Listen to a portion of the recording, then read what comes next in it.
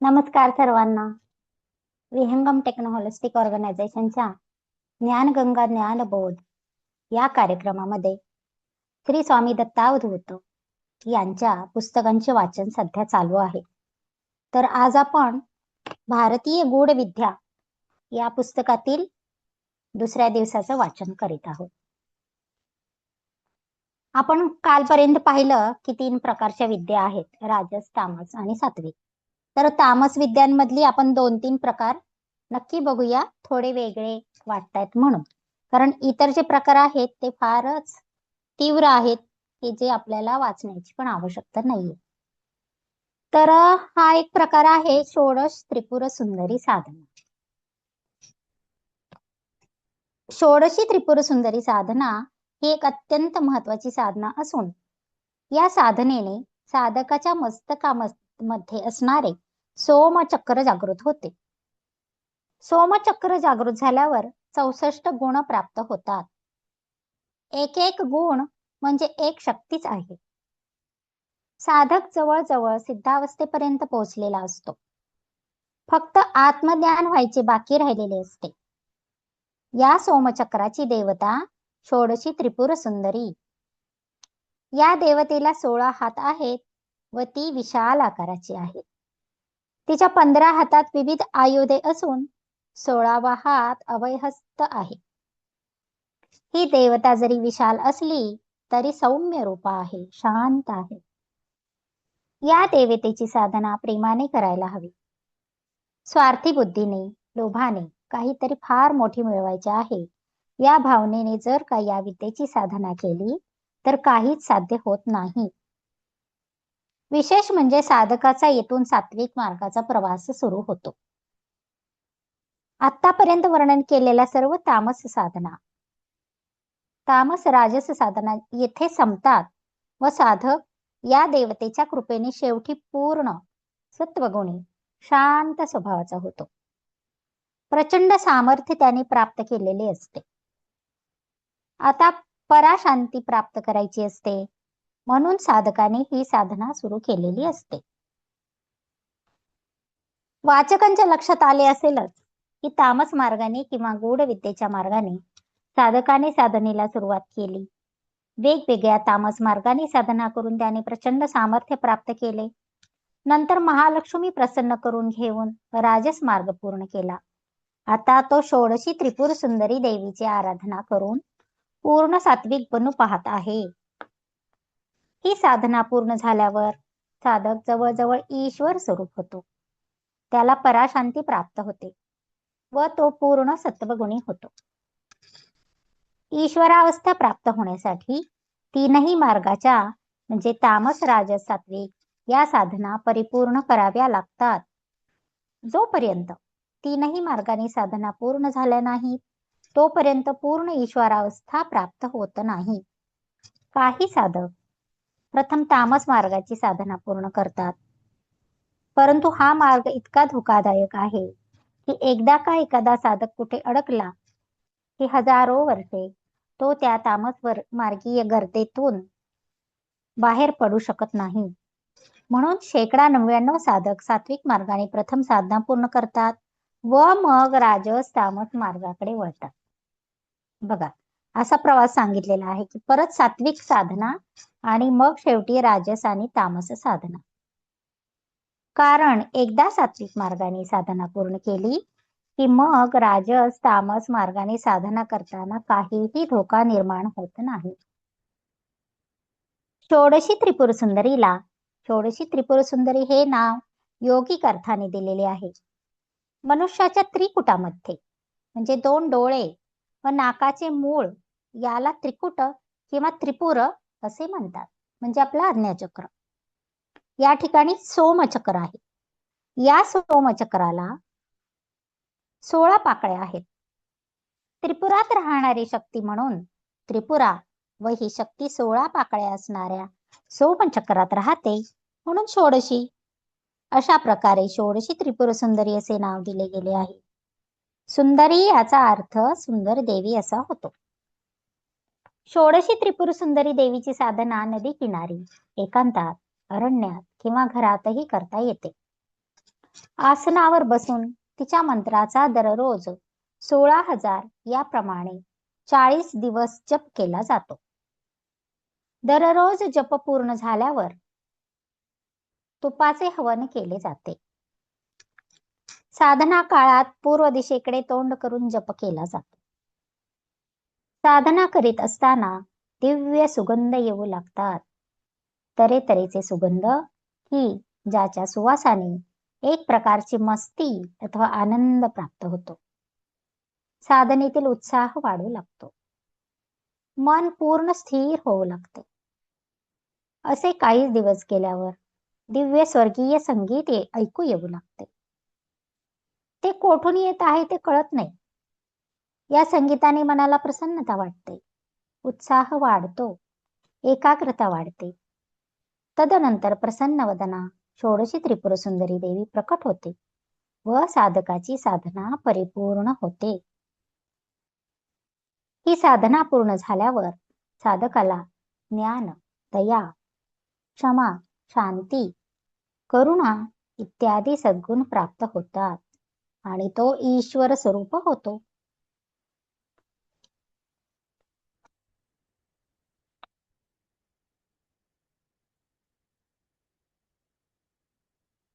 त्यानंतर त्रिपुरा महाविद्या ही एक साधना आपण ऐकूया. तृतीय नेत्राच्या जागृतीसाठी मुख्यत्वे करून ही साधना केली जाते. याशिवाय आर्थिक उन्नती, शांती, ऐश्वर्य प्राप्ती, त्रैलोक्य विजय इत्यादी अनेक गोष्टी या महाविद्येच्या साधनेद्वारा प्राप्त करता येतात. या विद्येने वाचा सिद्धी प्राप्त होते. विविध प्रकारचे ज्ञान प्राप्त होते. या विद्येची साधना स्मशानात अथवा घरीही करता येते. एकूण 1.25 लाख जप करावा लागतो. काही साधक नदी किनारी किंवा एकांतात या विद्येची साधना करतात. ही विद्या प्राप्त झाल्यावर साधकाचा तृतीय नेत्र जागृत होतो. आकाशलेख त्याला वाचता येतात. दिव्य सृष्टीतील देवी देवता पाहता येतात. त्यांच्याशी संपर्क साधून ज्ञान प्राप्त करता येते. यानंतर कमला महाविद्या साधनेविषयी आपण ऐकूया. पृथ्वी तलावरील प्रत्येक मनुष्य या कमला महाविद्येची उपासना या ना त्या रूपाने करीतच असतो. कारण कमला म्हणजे लक्ष्मी व लक्ष्मी म्हणजे पैसा, धन, कीर्ती, सन्मान, अधिकार इत्यादी. ज्या लक्ष्मी देवतेच्या कृपेने मनुष्याला धन, सुख, कीर्ती, अधिकार, सन्मान, आरोग्य इत्यादी सर्व गोष्टी प्राप्त होतात, त्या लक्ष्मीची उपासना प्रत्येक मानवाने केली पाहिजे.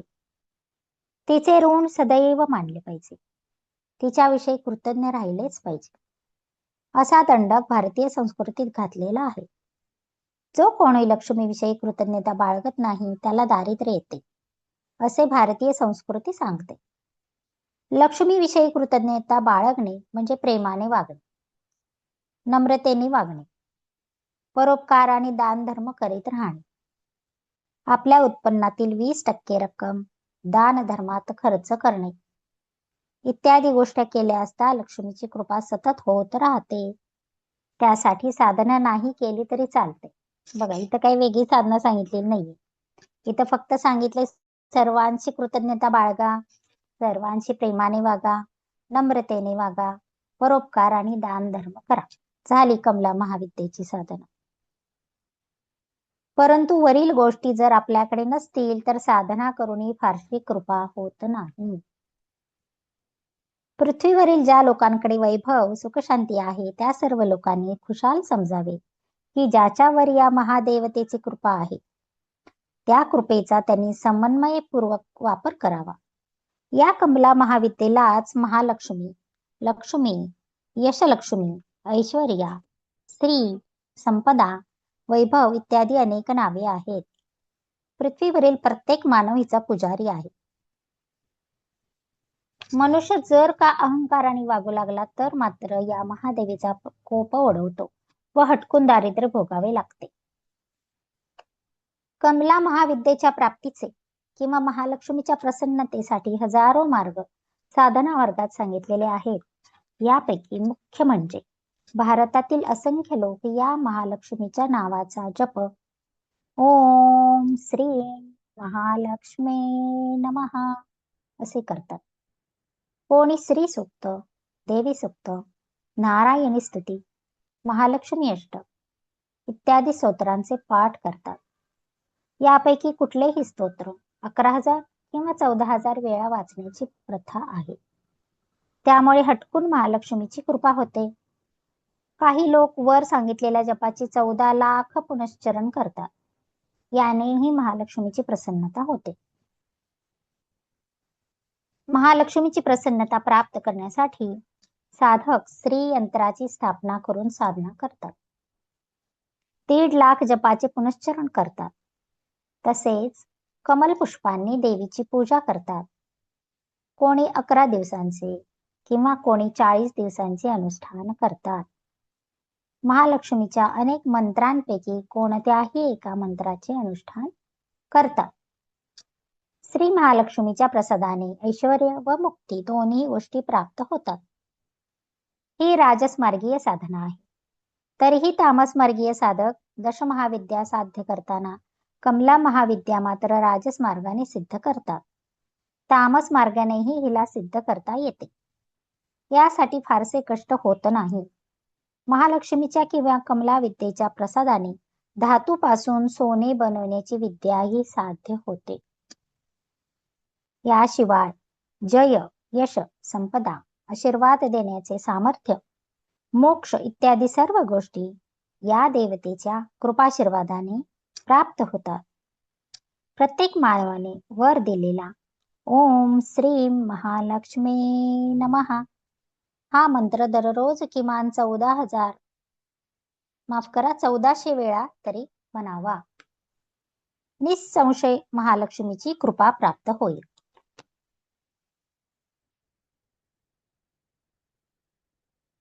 आता भुवनेश्वरी महाविद्या. भुवनेश्वरी म्हणजे सरस्वती.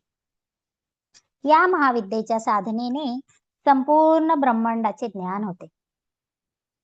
पृथ्वी तलावरील प्रत्येक मनुष्य याने त्या रूपाने भुवनेश्वरी अर्थात सरस्वतीची अर्थात विद्येची उपासना करीत असतो.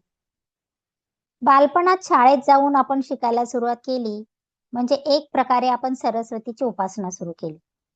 पण यदा कदाचित एखाद्याने जाणून बुजून समजून उमजून जर सरस्वतीची भक्ती उपासना केली तर त्याला ज्ञान, बुद्धिमत्ता, विवेक, सद्गुण इत्यादी गोष्टी प्राप्त होऊन नक्कीच मोक्ष मिळेल यात शंका नाही. या भुवनेश्वरी देवीचे मानवी देहातील स्थान म्हणजे कुंडलिनी. कुंडलिनी जागृतीसाठी साधक जे काही उपाय साधना करतात ते एक प्रकारे भुवनेश्वरी देवीची आराधनाच करतात. कुंडलिनी जागृत होणे म्हणजे भुवनेश्वरी देवीची कृपा होण्यासारखे आहे. तर अशा या भुवनेश्वरी देवीला साधक साधनेने प्रसन्न करून घेतात. त्याद्वारे सद्गुण, कुंडलिनी जागृती, बुद्धिमत्ता या गोष्टी साधकास प्राप्त होतात. समस्त ब्रह्मांडाचे त्यास ज्ञान होते.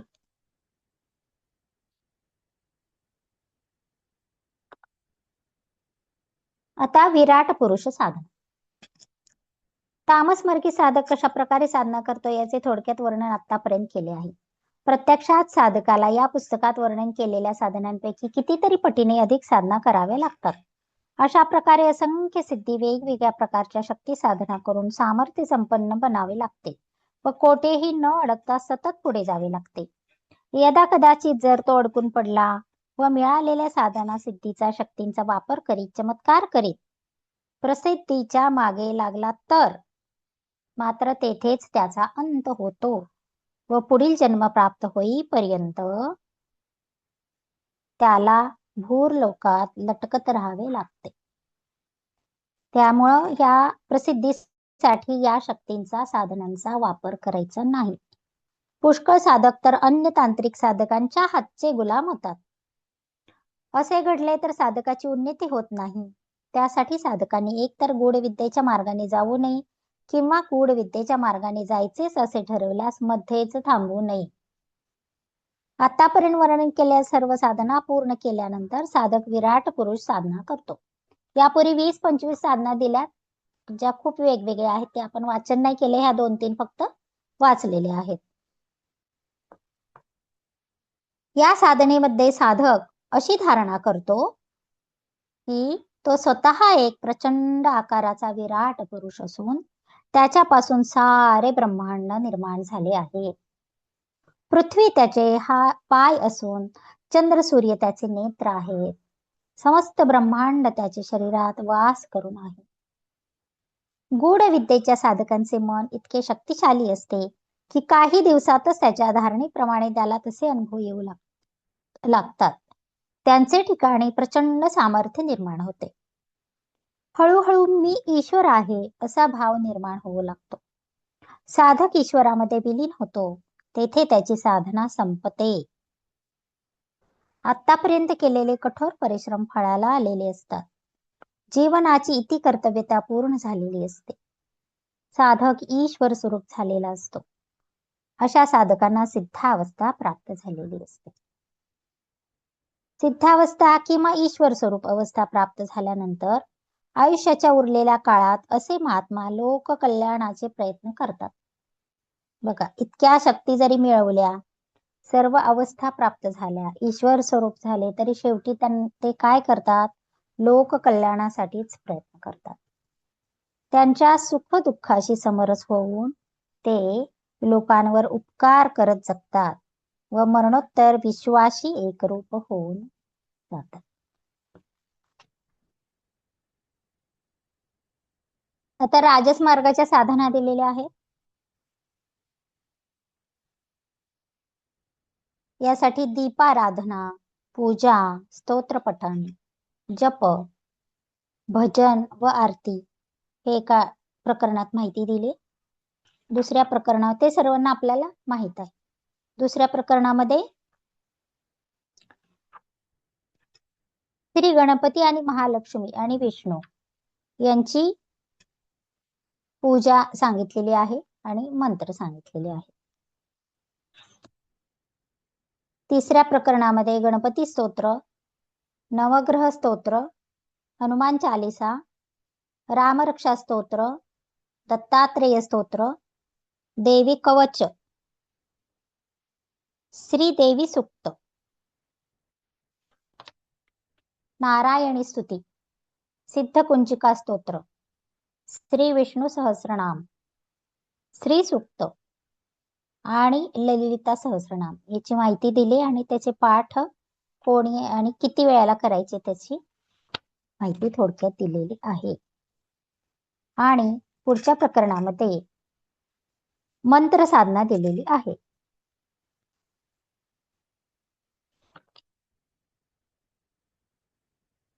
तर आपण हे थोडक्यात मंत्र कसे दिलेले आहेत ते बघूया.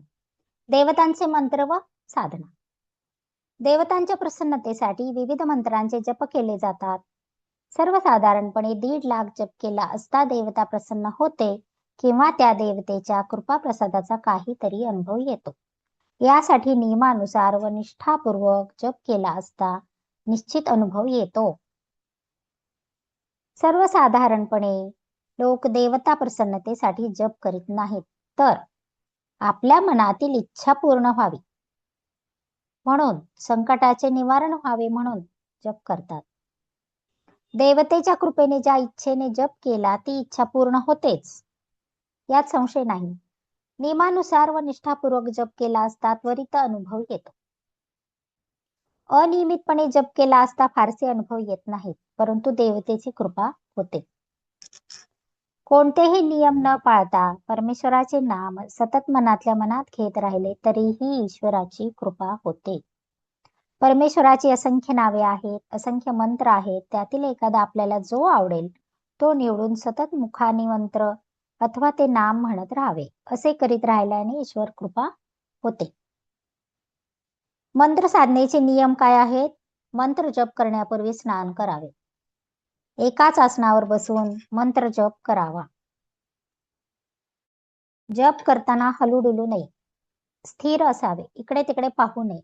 मान, हात, पाय वगैरे हलवू नये. शरीर संपूर्णपणे स्थिर ठेवावे.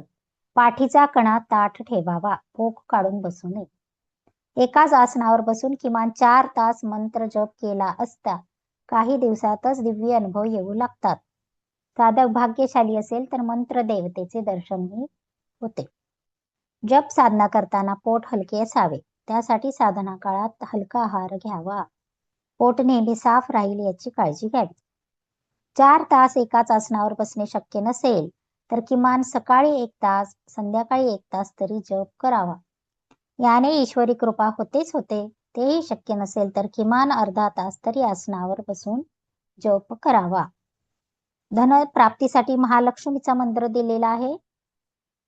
ओम महालक्ष्मी नमः.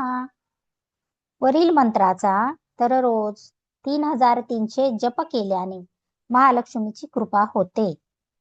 रोज 11,000 जप एकाच आसनावर बसून केल्यास लक्ष्मीचे दर्शन होते. सरस्वतीचा मंत्र आहे ओम वद वद वाग्वादिनी स्वाहा. या मंत्राच्या जपाने स्मरणशक्ती वाढते, बुद्धी तीव्र होते. जप रोज किमान 1100 वेळा करायचा आहे. गणपती मंत्र आहे, सर्वांना माहित आहे आपल्याला. ओम गं गणपतये नमः. या मंत्राच्या अनुष्ठानाने गणेश कृपा होते, स्मरणशक्ती वाढते. अधिक भक्तियुक्त अंतकरणाने जप केला असता गणपतीचे दर्शनही होते. सर्व प्रकारच्या समस्यातून मार्ग मिळवण्यासाठी मंत्र. ओम ह्रीं श्रीं मानससिद्धिकरी ह्रीं नमः. या मंत्राचा 1.25 लाख जप 11 दिवसात केला असता सर्व प्रकारच्या समस्यातून, संकटातून सुटकेचा मार्ग सापडतो.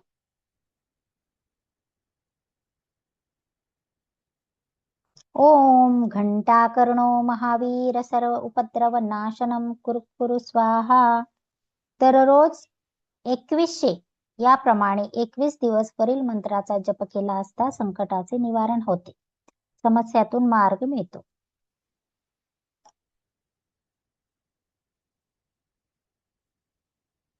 त्यानंतर दारिद्र्य निवारण करण्यासाठी मंत्र आहे ओम ह्रीं दारिद्र्य दहनाय महादेवाय नमः. या मंत्राचा जप रोज 1100 केल्याने दारिद्र्यातून सुटका होते. या जपाबरोबर सोमवारचा उपवास करावा. अशा तऱ्हेने त्यांनी बरेच मंत्र दिलेले आहेत. दुर्गा देवीचा मंत्र आहे, लक्ष्मी देवीचा मंत्र आहे, चामुंडा देवीचा मंत्र आहे, महाकाली साधनेचा आहे. मॅडम 1 मिनिट बोलू का मी? हा बोला ना. कृपया कोणी हे मंत्र लिहून किंवा हा त्याची साधना वगैरे करायची नाही ते सांगा मॅडम, नाही तर बस आपले साधक हा सुरू. ते अवश्यच सांगणार आहे, कारण आपण मंत्र साधनेच्याही पुढे गेलेलो आहोत. म्हणून तर ते मी पुढचे बरेच मंत्र आहेत ते वाचण्याचं टाळतीये, की थोडक्यात माहिती आपले सोपे मंत्र फक्त झाले आणि पुढचे बीज मंत्र आणि मोठे मंत्र तर वाचणारच नाहीये. कारण हे केवळ ऐकून किंवा वाचून ह्या साधना करणं चुकीचं आहे. कारण ते चुकीचं झालं तर त्याचे काय परिणाम होत आहेत हे सुरुवातीलाच पुस्तकात सांगितलेलं आहे. त्यामुळे कोणीही ऐकून किंवा आता लिहून घेऊन कोणीही मंत्राचा जप करू नये. तुम्ही त्या आपल्या गुरूंना विचारूनच ही साधना करायची असेल तर करू शकता. ही आपल्याला प्राथमिक माहिती आहे सगळी जी काय आहे ती.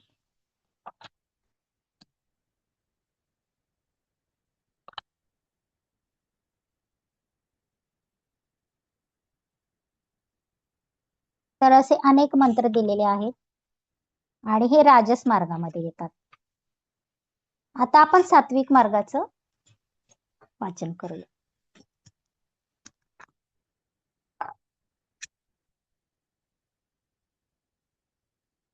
प्रेम, दया, शांती, करुणा, अहिंसा इत्यादी गुण म्हणजे सात्विकता. सात्विक मनुष्याचे जीवन परोपकारार्थ असते. सात्विक मनुष्याला परोपकार करणे खूप आवडते.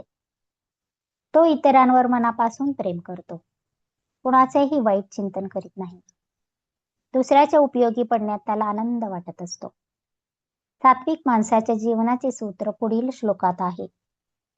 परोपकारार्थ इदं शरीरम, ईश चिंतनार्थ इदं मम मनः, विवेकार्थ इदं बुद्धी, ब्रह्मज्ञानार्थ जीवनम.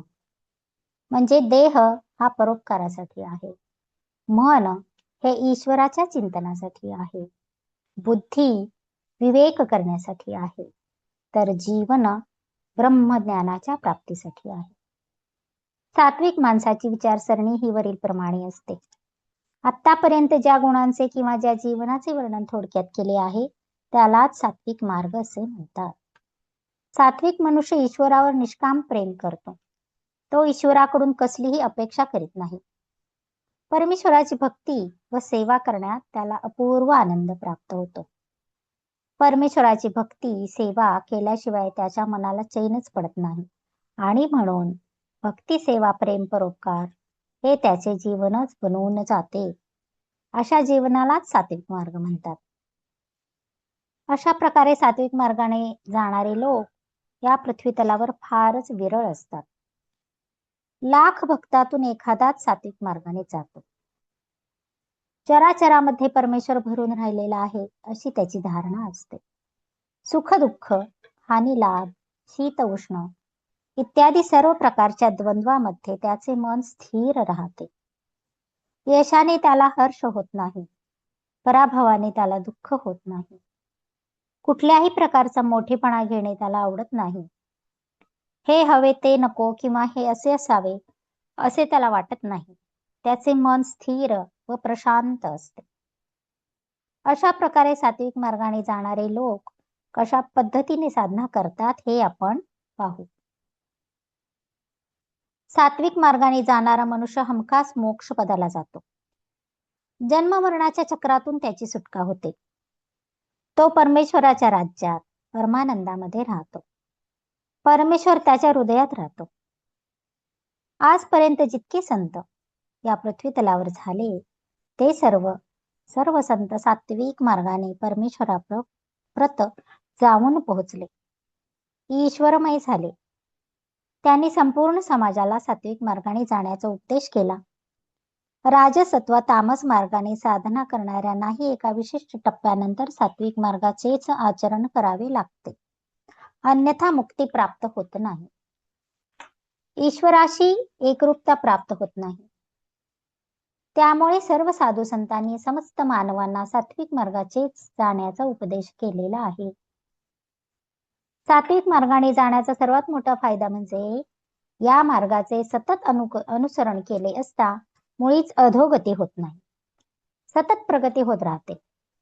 शिवाय या जन्मी थोडीफार प्रगती झाली तरी पुढील जन्मामध्ये पुढील प्रगती आपोआप होऊ लागते. म्हणजे सात्विक मार्गाचे अनुसरण करणारा मनुष्य कधीही मागे परतत नाही.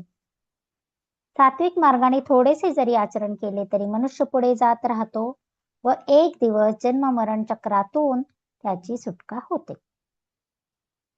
या उलट तामस मार्गाने अधोगती होण्याचीच दाट शक्यता असते व एकदा का साधक पिशाच्चादी अधोगतीच्या योनीत अडकला की त्याची लाखो वर्षे सुटका होत नाही.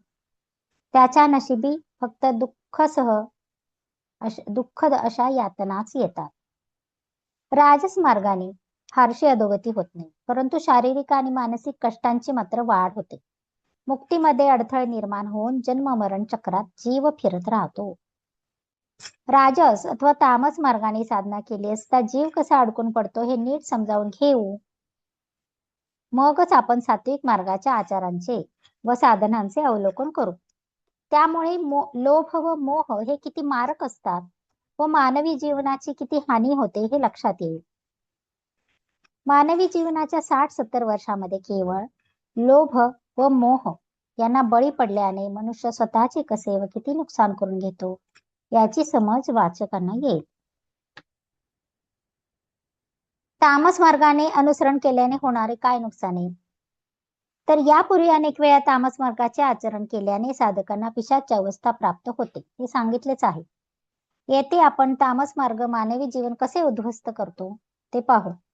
म्हणून आपण तामसी विद्यांचं वाचनच केलेलं नाही, कारण त्याची आपल्याला आवश्यकताच नाही. क्रोध, द्वेष, मत्सर, दीर्घद्वेष, कुटिलता कपट कारस्थानी करण्याची प्रवृत्ती, दुष्टपणा या सर्व प्रवृत्तींना तामस प्रवृत्ती म्हणतात. म्हणजे साधना तर नुकसान देतातच, परंतु या ज्या प्रवृत्ती आहेत त्या सुद्धा तामस प्रवृत्ती आहेत. कोणत्या तामस प्रवृत्ती आहेत? क्रोध, द्वेष, मत्सर, दीर्घ द्वेष, कुटिलता, कपट, कपट कारस्थानी करण्याची प्रवृत्ती, दुष्टपणा या सुद्धा तामस प्रवृत्ती आहेत. या तामस प्रवृत्तीमुळे मानवी जीवन सतत अशांतिमय होते. वरील प्रवृत्ती ज्या माणसात आहेत असा मनुष्य कधीही सुखी होऊ शकत नाही. मृत्यूनंतर पिशाच योनीमध्ये अशा मानवाला लाखो वर्ष अडकून पडावे लागते. कुठल्याही प्रकारची तामस साधना न करता ही केवळ या तामसी प्रवृत्तीमुळे मनुष्याची अधोगती होते.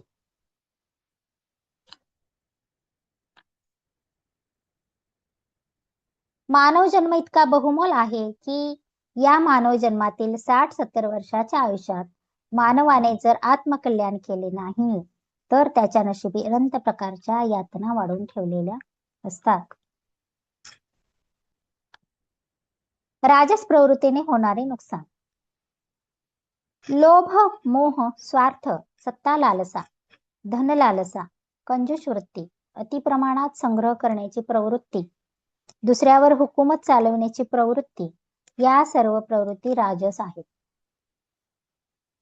लोभ, मोह, स्वार्थ या मूळ दुर्गुणांमुळे इतर असंख्य दुष्ट प्रवृत्ती किंवा कुप्रवृत्ती निर्माण होतात आणि मनुष्य एखाद्या गुलामाप्रमाणे या प्रवृत्तीच्या अधीन होऊन वर्तन करीत असतो.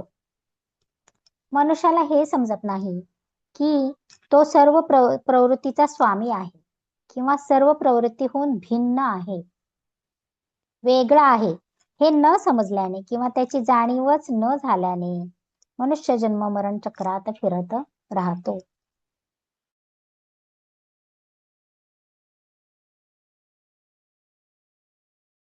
मनुष्याला मुक्ती मिळण्याची शक्यताच नाही.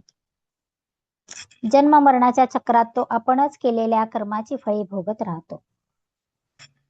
राजस प्रवृत्तीने युक्त असलेल्या साधकाची साधना सुद्धा लोभ, स्वार्थ, मोहापोटीच केलेली असते. त्याच्या भावनेप्रमाणे त्याला फळही प्राप्त होते. उदाहरणार्थ, समजा भरपूर धन मिळावे म्हणून एखाद्याने स्त्री सुक्ताचे पाठ केले किंवा महालक्ष्मीची उपासना केली तर त्याच्या व्यापार धंद्यामध्ये बरकत येऊन त्याला विपुल धनवैभव प्राप्त होईल. पण या धनवैभवाबरोबर अनेक दुर्गुणही त्याला चिकटतील. स्वामींनी सविस्तर सांगितलेलं आहे की राजस साधना जरी तुम्ही केली तरी तुम्हाला मिळालेलं जे काय आहे, ज्यासाठी तुम्ही साधना केली ती इच्छा जरी पूर्ण झाली तरी इच्छा पूर्ण झाल्याबरोबर जरी भरपूर धन तुम्हाला मिळालं तरी त्या धनाबरोबर अनेक दुर्गुण सुद्धा तुम्हाला येऊन चिकटतील. कारण पैसा सुद्धा वापरता आला पाहिजे. जरी किती पैसा आपल्या बरोबर असला तरी सुद्धा त्याचा योग्य वापर करता येणं, कारण पैसा आला की अहंकार वाढतो, गर्व वाढतो. त्यामुळे तो सुद्धा योग्यपणे वापरता येणं फार गरजेचं आहे. धनाबरोबर अहंकार वाढेल, इतरांना समजून घेण्याची प्रवृत्ती नष्ट होईल, माझे तेच खरे असे त्याला वाटू लागेल.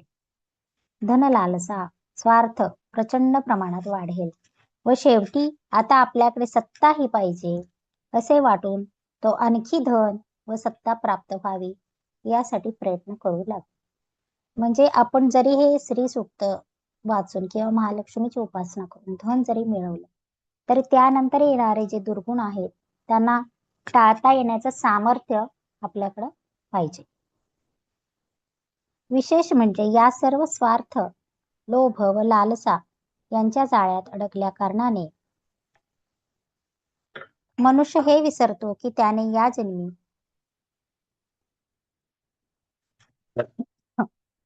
किंवा पूर्वजन्मी जी काही लक्ष्मीची उपासना केली किंवा जे काही दान केले त्यामुळे हे वैभव त्याला प्राप्त झालेले आहे.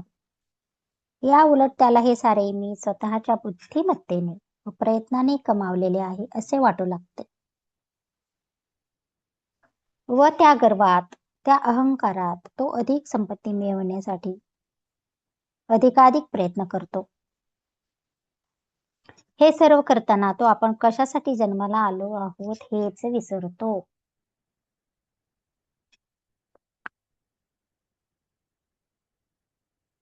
बघा, का बरं ही संपत्ती सांभाळता येत नाही? कारण मनुष्य हा जन्माला कशासाठी आलेला आहे तेच तो विसरतो. कारण त्याच्याबरोबर अहंकार आला, पैशाबरोबर अहंकार आला आणि त्याच्याबरोबर त्याला सत्ताही हवी असे वाटू लागतो. आणि या गोष्टी मिळवण्याच्या नादात त्याचं आपण स्वतः जन्माला कशाला आलेलो आहे तेच विसरतो. त्यामुळं जेवढं आवश्यक आहे तेवढं धन मिळालं तरी भरपूर असतं. केवळ धन लालसेमुळे कसे नुकसान होते आपण पाहिले. अहंकार, क्रोध या तामसी वृत्तींची निर्मिती सुद्धा धन लालसेमुळे होते. मृत्यूनंतर अशा माणसाला पिशाची योनीत खितपत पडावी लागते. राजस साधनेने किंवा राजस प्रवृत्तीमुळे अशा प्रकारे माणसाचे नुकसान होते. बघा, आता कितीतरी ठिकाणी चाललंय मनी मंत्रा, मनी थेरपी, की ज्याच्यातून कसा आपल्याला भरपूर पैसा येईल प्रत्येकाला. असं सगळ्यांना, असं कोणालाच, कुठल्या मनुष्याला वाटत नाही की मला जेवढं आवश्यक आहे तेवढंच मिळावं, मला भरपूर मिळावं असंच वाटतं. आणि जरी मिळालं तरी ती सांभाळण्याची ताकद प्रत्येकाकडे असते असं नाही. आणि जरी मिळाला तरी येणाऱ्या दुर्गुणांना सामोरं जायची सुद्धा त्यांच्याकडे ताकद आहे की नाही, हा विचार करून त्या लोकांनी मनीचे प्रार्थना करावी किंवा ज्या काही साधना आहेत ह्या धन मिळवण्यासाठी त्या साधना कराव्यात. त्यामुळे ज्यांना काही विशिष्ट गरजेपोटी राजस साधना करायची असेल त्यांनी नम्रतेची कास धरावी. असे केल्याने पुष्कळसा फायदा होईल. पृथ्वी तलावरील समस्त मानवांनी आज जर कुठली गोष्ट शिकणे आवश्यक असेल तर ती म्हणजे नम्रता. एका नम्रतेने अनेक समस्या आपोआप सुटू लागतील. दुष्ट प्रवृत्तीच्या जाळ्यातून सुटण्याचा सर्वोत्तम मार्ग म्हणजे नम्रता. नम्रता अंगी बांधली तर आपण सात्विक मार्गाकडे आपोआप खेचले जाऊ. पाप किंवा दुष्कर्म आपल्या हातून होणारच नाही. प्रवृत्तींच्या गुलामगिरीतून जर स्वतःची सुटका करून घ्यायची हवी, सात्विक मार्गाने जायची इच्छा असेल, परमेश्वराची कृपा व्हावी असे वाटत असेल तर या सर्व मानवांनी नम्रतेची कास धरायला हवी. अनेक जन्मांनंतर किंवा राजस प्रवृत्तीच्या गुलामगिरीतून जे काही परिणाम भोगावे लागले किंवा ज्या काही यातना भोगाव्या लागल्या त्या सर्व भोगून झाल्यानंतर नैसर्गिकरित्या मनुष्याचा जीव जेव्हा राजस मार्गाकडे, सात्विक मार्गाकडे झुकू लागतो तेव्हा सर्वात पहिली प्रवृत्ती जर कोणती निर्माण होत असेल तर ती नम्रता. एवढा नम्रतेचा महिमा मोठा आहे. नम्रता अंगी पूर्ण बांधली की तिरस्कार, द्वेष, मत्सर हे कायमचे निघून जातात. म्हणजे प्रथम तमोगुण बीजांचा नाश होतो आणि नंतर हळूहळू रजोगुण ताब्यात येतो आणि मग सत्वगुण वाढीस लागतो. नैसर्गिकरित्या मनुष्याच्या अंतःकरणात या प्रकारचे परिवर्तन होण्यासाठी हजारो वर्षाचा कालावधीही पुरत नाही. परंतु मानवाने जो स्वतःला नेहमी खूप शहाणा समजतो अशा मानवाने समजून उमजून सात्विक मार्गाची कास धरली तर निसंशय त्याची लवकर प्रगती होईल. तो ईश्वराशी एकरूप होईल व त्याला परमानंदमय मुक्ती प्राप्त होईल. दया, क्षमा, शांती, करुणा, अहिंसा, प्रेम, कृतज्ञता, नम्रता, परोपकार, दान, निस्वार्थ बुद्धी, मानवता, सहिष्णुता, तितिक्षा, औदार्य, ईश्वर भक्ती, विवेक हे सर्व गुण म्हणजे सात्विकता. सात्विक मार्गाने जाणारा मनुष्य वरील गुण प्राप्त करण्याचा प्रयत्न करतो. काही गुण, उदाहरणार्थ नम्रता, प्रेम, परोपकार, निस्वार्थता हे पहिलेच साधकाकडे असतात. उरलेले गुण प्राप्त करण्याचा प्रयत्न तो ईश्वर भक्तीद्वारा करतो. सात्विक मनुष्य कोणाचेही वाईट चिंतित नाही. सदैव इतरांचे भले करण्याचा प्रयत्न करतो. परोपकार करणे हा त्याचा स्वभाव बनतो. जास्तीत जास्त तो परोपकार करतो, इतरांना मदत करतो. सात्विक मार्गाने जाणाऱ्या साधकांना महात्मा किंवा संत म्हणतात. असे आत्मे मृत्यूनंतर परमेश्वराशी एकरूप होतात.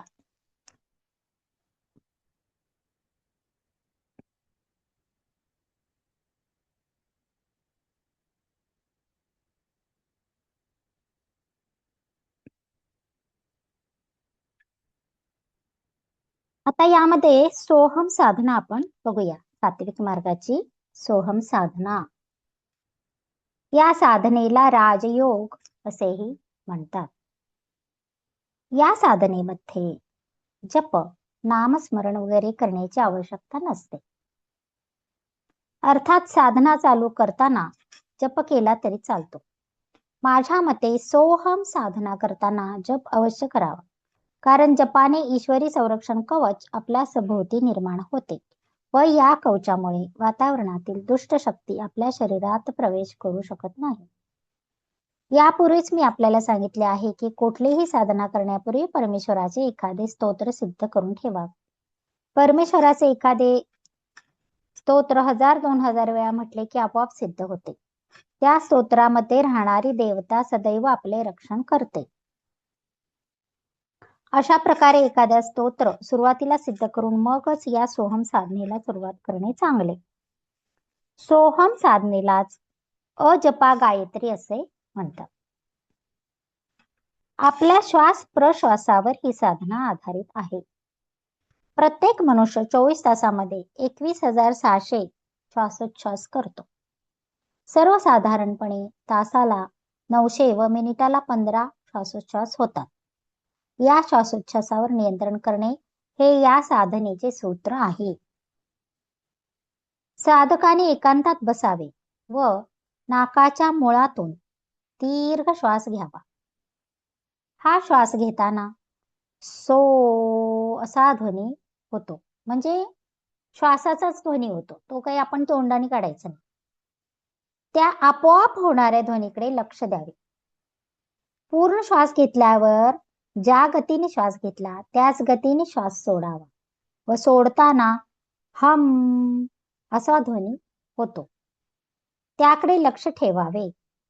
यातून सोहम असा धन्वयात्मक मंत्र तयार होतो. तो म्हणजे परमेश्वर मी आहे असा या सोहम ध्वनीचा अर्थ आहे. हळूहळू मी परमात्मा आहे ही भावना विकसित होत जाते व साधकाला परमानंदमयी समाधी अवस्था प्राप्त होते. ही साधना अतिशय सोपी व सहज साध्य आहे. कोणीही करायला हरकत नाही. परंतु वर सांगितल्याप्रमाणे सुरुवातीला किमान वर्षभर आपल्या आवडत्या देवतेचा जप किंवा स्तोत्र पठण करून संरक्षण प्राप्त करून ठेवावे, मगच या साधनेस सुरुवात करावी. या साधनेला राजयोग, सहजयोग, सोहम साधना अशी विविध नावे आहेत. सोहम साधना रोज 3-4 तास याप्रमाणे 2-3 वर्षे न चुकता केली असता कुंडलिनी व षटचक्रे जागृत होतात. परलोकातील देवदेवता दर्शन देतात. आकाशातून फिरणाऱ्या सिद्ध ऋषींची दर्शने होतात व शेवटी जीवनमुक्त अशी परमहंस अवस्था प्राप्त होते. असा अनुभव येतो. जन्माचे सार्थक होते. हा श्वासावरीलच हा ध्यान प्रकार आहे. म्हणजे श्वासावरचे जे ध्यान प्रकार आहेत, खूप ध्यान प्रकार आहेत श्वासावरचे, त्यामधला हा ध्यान प्रकार आहे. आणि श्वासोच्छ्वासावर लक्ष देऊन किंवा ते नियंत्रित करून जे काही प्रकार केले जातात त्यामुळं खरे ध्यान घटते आणि ते ध्यान घटल्यानंतरच जे काही त्याचे जे परिणाम आहेत ते लवकर मिळतात. म्हणजे कुंडलिनी जागृत होणं, षटचक्र जागृत होणं, देवदेवता दर्शन हे श्वासावरील ध्यानाने सहज शक्य आहे. परंतु त्या व्यक्तीची साधना मात्र अखंड हवी. भारतात सोहम साधना करणारे खूप लोक आहेत. काही लोकांना प्राचीन ऋषीमुनींबरोबर संपर्क साधता आला आहे. त्यांच्याकडून विविध प्रकारचे मार्गदर्शनही प्राप्त होत आहे. ही साधना झोपूनही करता येते. झोपताना श्वासावर लक्ष केंद्रित करून झोपले असता गाढ झोप येते व चांगली स्वप्ने पडतात. सूक्ष्म शरीराने प्रवास करणे सुद्धा शक्य होते. ज्यांना ही साधना साध्य करायची असेल त्यांनी पूर्वी सांगितल्याप्रमाणे करावे. साधनेमध्ये मन जसे एकाग्र होत जाते तसे परलोकातील आत्म्यांचे ध्यान साधकाकडे घेतले जाते. परलोकातील जे काही आत्मे आहेत त्यांचे आपण लक्ष वेधून घेतो. पुष्कळ वेळा खालच्या स्तरातील दुष्ट शक्तींचा उपद्रव होण्यास सुरुवात होते. यासाठी आपल्या भोवती एखाद्या देवतेचे संरक्षण कवच असेल ते असणे अत्यंत आवश्यक आहे. आपण पहिलं प्रोटेक्शन घेऊनच ध्यानाला बसतो. आपल्या सर्वांना सवय लागली आहे की पहिलं प्रोटेक्शन घ्यायचं आणि मग ध्यानाला बसायचं. आणि जे अनेक वर्ष ध्यान करत आहेत त्यांच्या भोवती संरक्षण कवच हे आहेच आहे. तरीही प्रत्येकानं प्रोटेक्शन घेणं गरजेचं आहे. आणि आपले हे जे नंबर आहेत मॅडमने दिलेले, हे सर्वांसाठी हे जे प्रत्येकाचे नंबर आहेत नावाच्या आधीचे, ते हे सर्वांसाठी प्रोटेक्शन असतात. म्हणून मॅडम नेहमी सांगतात की मीटिंग चालू करण्यापूर्वी प्रत्येकानं आपला आपला नंबर टाका. यासाठी एखाद्या देवतेच्या स्तोत्राचे पठण करून ते सिद्ध करून ठेवावे. चुकून माकून जर खालच्या स्तरावरील परलोकाशी संपर्क येऊन काही त्रास झाला तर त्या स्तोत्राचे पाठ केल्यावर तो त्रास निघून जातो. अनेक साधक श्री दत्तात्रेय या तारक देवतेचे स्तोत्र पाठ करून मगच ध्यानाला किंवा साधनेला बसतात. दत्तात्रेय ही देवता सर्व गुरूंचे गुरु असल्याने दत्त स्तोत्राच्या पाठाने साधकांना योग्य मार्ग मिळत जातो. साधनेतील अडचणी दूर होतात. अशा प्रकारे सात्विक मार्गाने साधना करून मानव नराचा नारायण बनू शकतो. सतत परोपकार व नामस्मरण करीत राहिल्याने सत्वगुणांचा विकास होत जातो व शेवटी सद्गुरू किंवा ईश्वराची कृपा होऊन मनुष्य मोक्षाचा अधिकारी होतो. जन्म मरण रूपी संसार चक्रातून त्याची सुटका होते. सात्विकता म्हणजे दया, क्षमा, शांती, अहिंसा, करुणा, प्रेम, मानवता, परोपकार, सहनशक्ती इत्यादी सद्गुण प्राप्त करण्यासाठी मानवाला सतत ईश्वर नामस्मरण व अंतर्निरीक्षण करावे लागते. बघा, आपण हेच करत नाही. अंतर्निरीक्षण ही इतकी महत्वाची गोष्ट आहे की आपल्या आतमध्ये काय चाललेलं आहे. श्वास घेतो, ज्यावेळेला ध्यान करतो त्यावेळेला तो श्वास आत कसा येतोय, कसा जातोय, कुठपर्यंत जातोय, तो श्वास नक्की आतमध्ये काय करतोय, या गोष्टीचे जितकं अंतर्निरीक्षण करेल तितकं खूप फायद्याचे होते. निस्वार्थी बुद्धीने परोपकाराची कास धरावी लागते. अशा या महानतम सात्विक मार्गाची सुरुवात परोपकाराने होतो व शेवट ईश्वराशी तादात्म्य पावण्यात होतो. हे आता पुढचं जे प्रकरण आहे कुंडलिनी आणि चक्रे, हे आपण आता उद्या बघूया. हा पुढचा भाग आपल्या सगळ्यांना आवडेल, इंटरेस्टिंग आहे. यापूर्वीचा भाग आपल्याला तितकासा फारसा रुचलेला नाही. तर मॅडम खूप सुलक्षणा, छान झालं वाचन. कुठलं पुस्तक घेतलंय तुम्ही? भारतीय पुस्तक? गूढविद्या. अच्छा, बर बर बर. छान झालं वाचन. कालचं ध्यानही निम्म ऐकलं मी, मस्त झालं. आता आज ध्यान घेणार आहात ना? सुलक्षणा मॅडम नसतील घेणार तर मी घेते. अच्छा. हो घेते ना, सुचिता चालेल. मॅडम, मॅडमनी आत्ताच नंबर बद्दल सांगितलं. कालही तुम्ही नंबर घातला नव्हता. सुचिता मॅडम.